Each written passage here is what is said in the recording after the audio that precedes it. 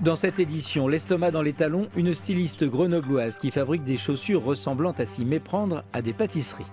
Une quinzaine d'élèves qui retrouvent les bancs de l'école pour une dictée comprenant des mots français d'autres pays francophones. Et pour commencer, voici à Dijon des médecins et des infirmiers urgentistes qui paraissent jouer à un jeu vidéo. Erreur, c'est une simulation qui leur permet de décider collectivement quels gestes d'urgence appliquer à des victimes d'accidents de la route. Vous voyez ici votre infirmier, vous avez ici votre interne, vous êtes le médecin, et puis l'ambulancier, il est par ici. Voilà. Donc que feriez-vous en premier en arrivant sur une scène de ce type-là? Un motard vient d'avoir un accident, il faut le prendre en charge et c'est à tous ces professionnels de l'urgence de jouer, des médecins, des infirmières, qui vont devoir décider ensemble de tous les gestes à accomplir. Donc on va examiner le rachis. L'équipe a une demi-heure pour agir. Même si l'outil de formation est ludique, les participants à ce jeu virtuel savent bien qu'ils peuvent être confrontés à des cas semblables dans la réalité. Je pense que l'adage des simulations, que ce soit sur jeux vidéo ou sur mannequin, c'est jamais la première fois sur le patient. Et que du coup, ça nous permet de s'améliorer sur des retards de prise en charge ou des erreurs thérapeutiques qui malheureusement parfois arrivent et qu'on essaie avec l'entraînement de diminuer. On a échangé des points de vue et les prises en charge étaient assez consensuelles, c'est-à-dire qu'on se basait tous sur des références. Et je pense que c'est important de les répéter pour que le jour J, ça soit un réflexe en effet. Finalement, il n'arrive pas si mal. Et cet entraînement par simulation n'est pas réservé qu'aux jeunes praticiens. Même des professionnels aguerris se prennent au jeu. Notre spécialité d'urgentiste fait qu'on a une activité transversale et on a à apprendre de chacun de nos collègues dans les différentes spécialités, que ce soit la traumatologie, la neurotraumatologie, la cardio, la pneumo, etc. On en apprend tous les jours avec nos collègues. Le CHU de Dijon a été le premier en France à proposer ces formations qui vont maintenant être décentralisées dans toute la région. Ce dispositif est délocalisable, on peut complètement l'utiliser en se déplaçant auprès des praticiens. L'objectif, former un maximum de professionnels, dans l'idéal tous ceux qui sont amenés à intervenir sur des accidents de la route.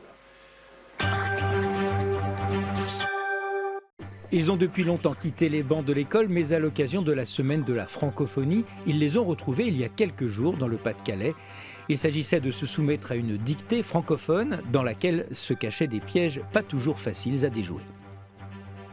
Un exercice comme un examen, mais sans le stress. On est venu entre amis avec l'intention de faire de notre mieux, pas forcément de briller, mais de passer un bon moment. Un retour sur les tables de classe. Copie, stylo, les réflexes reviennent vite. Vous allez écrire d'abord sur votre feuille votre nom, votre prénom. L'exercice proposé pour la semaine de la francophonie par l'association France-Québec veut redonner un côté ludique à la langue. Le Rusé-Tenrec, le vilain fouche prédateur de Lémurien. On fait beaucoup de polémiques sur les réformes d'orthographe, etc. Mais en fait, c'est pas tellement ça le plus important. Enfin, à mon avis, moi, c'est plutôt l'idée de découvrir un vocabulaire, de découvrir aussi des mots qui vont nous faire rire, nous surprendre et parfois nous faire aussi un petit peu torturer nos ménages.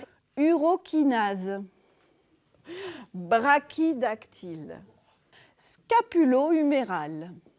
Cette année, 4 textes pour mettre à l'honneur 4 régions francophones, Québec, Acadie, Provence et Madagascar. La rougaille, virgule, la songe, virgule, et le riz à plein capoc pour de délicieux plats. Point. Enrichissant, déroutant parfois, même pour Jean-Paul, lauréat local de la précédente dictée. J'ai trouvé plus difficile, déjà plus longue et un peu plus difficile que l'année dernière, effectivement. Voilà. Surtout au niveau du vocabulaire, étranger, quoi, je veux dire francophone, mais auquel on n'est pas confronté. Les copies seront corrigées dans les prochaines semaines, avec pour enjeu un aller-retour au Québec pour la meilleure dictée nationale. Elle est styliste et elle crée des chaussures, mais dans une autre vie, elle a été élève d'une école de pâtisserie. Rien à voir, pensez-vous? Erreur, la grenobloise Sarah Adriane a su marier ses deux atouts pour créer des chaussures en forme de gâteau, les goûts et les couleurs.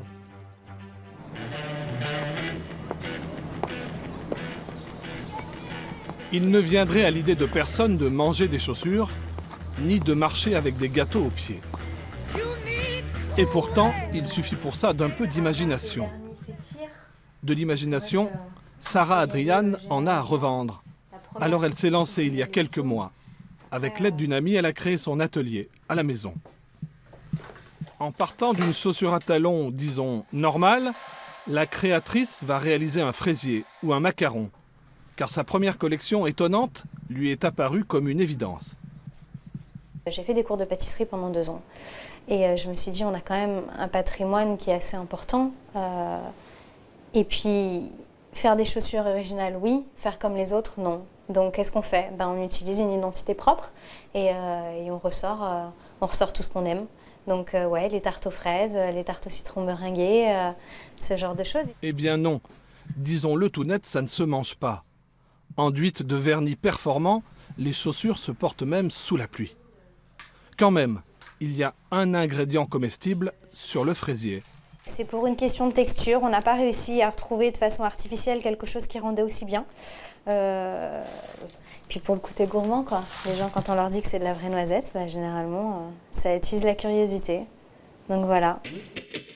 Les premières clientes sont enthousiastes et passent parfois des commandes personnalisées.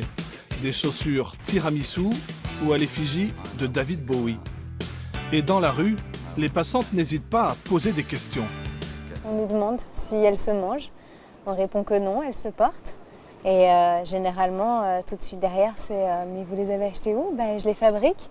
Et puis on échange les adresses du site et beaucoup de bouche à oreille. Les ventes commencent à décoller, la deuxième collection est sur les rails. Esprit cinéma cette fois, hommage à Tim Burton et au film Avatar, Iron Man et Star Wars, incontournable.